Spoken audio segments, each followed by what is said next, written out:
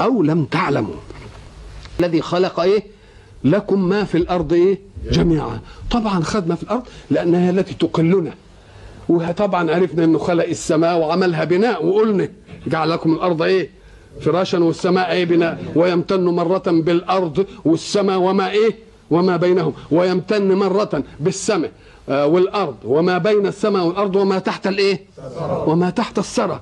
إذن كل شيء في الوجود مخلوق لمن؟ للإنسان. والواقع هذا ولا غير الواقع؟ أروني شيئا من كون الله تأبى على خدمة الإنسان. فيش حاجة تأبت على خدمة الإنسان أبدا، بل هي مذللة طائعة مسخرة. وقلت لكم وللمؤمن وللإيه وللمؤمن وللإيه وللكافر الاثنين، لأن الحق سبحانه وتعالى يقول إنني سخرت لكم، ومعنى التسخير التذليل.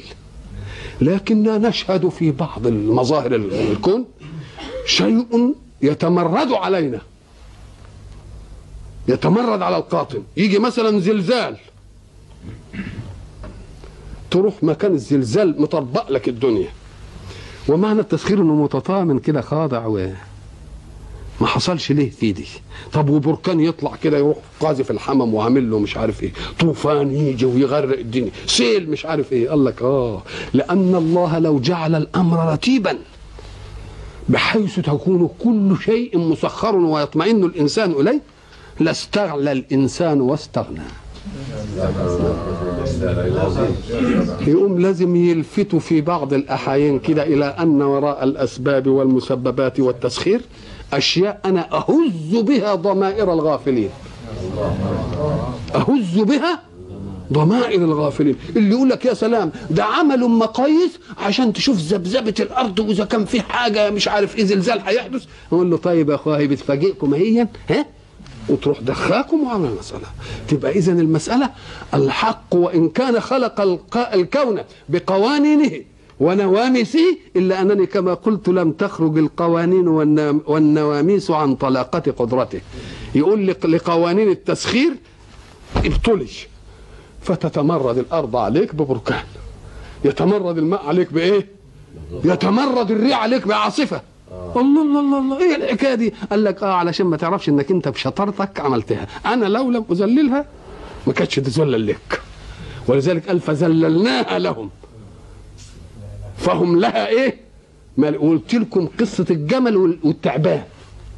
الجمل يعيل كده يشده ويجرجره وينخخه ويحمله ويقومه، وحته التعبان يقوم الدنيا كلها دي لأن الله ذلله وده ما ذللوش.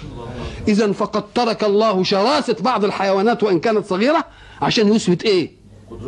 قدرته على أنه اللي ذلل، مش أنت اللي ذللت، مش أنت اللي ذللت. وبعد ذلك يعطينا مثلا، يجي مثلا يقول لك ده احنا بعلم القرد ياكل ازاي ويحيي ازاي ويعمل عجين مش عارف الايه والعجوزه مش الكلام اللي بيقوله ده، يقول له انت بتعلمه. طيب يا سيدي، طب لما انت علمته احتاج الى معلم ولا مش احتاج الى معلم؟ طب هو يقدر القرد بقى يقعد ولاده كده ويعلمهم اللي علمته له؟ ما يبقى مش قابل للعلم، انما قابل للارغام الحركي. تقعد تضرب فيه عشان يعمل حركه، هو يعملها بس، انما ما يقدرش ينقلها ابدا. هب انهم يقدروا يخلوه يكتب. لا، الشطاره بقى تخليه القرد ده يفتح مدرسه ويجيب القرود اللي زيه ويعلمه. ما تنفعش. يبقى اجناس وكل جنس له ايه؟ له قوانينه وله ايه؟ وله استعداده. يبقى الحق سبحانه وتعالى يجي يعمل طلاقه للقدره، فيجي لاي ناموس يروح ايه؟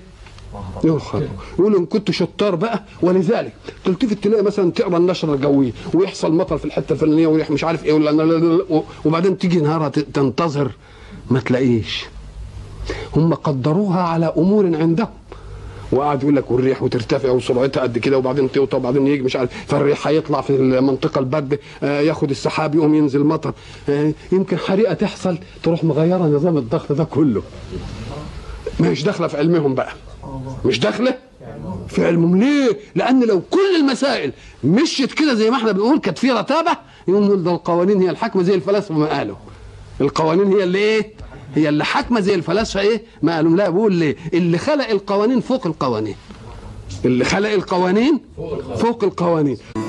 ولذلك احنا بقول لك يقول الحيوانات لما انا ما اعملكوش الحيوانات عندها ادراك عنكم.